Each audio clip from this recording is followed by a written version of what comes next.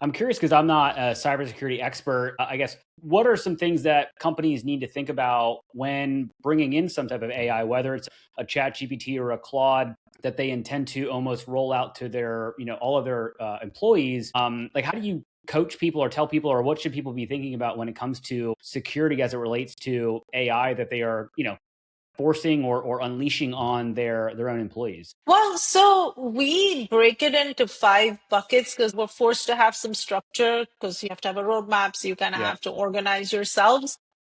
So we think that knowing what's going on is incredibly important because even if all you did was publish a policy, because you have to have some due care because things are Mm. going to happen. So first level of due care should at least have a policy, right? So you can say, hey, we have instructed our workforce to be doing things responsibly, but you can't have a policy if you don't know what you need a policy for, right? All AI is not the same. All applications are not the same. If you bring agents in, now you have a whole nother world. Agents can spin up other agents. Just a lot going on.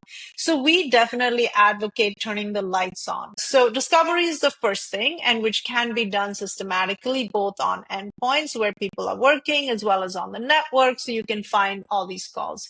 Then we worry about risk, right? All the data and privacy and IP related risks. Because, while I think here where we are, the world has caught on and people generally know they don't want to put sensitive things inside AI, but you never know. There's older people, younger people, like people in fields that aren't that technically savvy. So you want to make sure that transparent to the user, you're catching things, much like a traditional data loss prevention tool.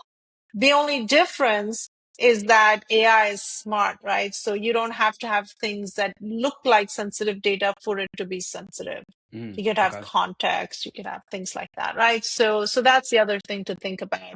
Intellectual property is a huge problem because anything you send to a public model becomes part of that model. So you have to make sure that either you've got the private version or something else, or your data is being used to train. So then after that, I think agents present the biggest risk because the more autonomy we give to AI, the more AI can go do things.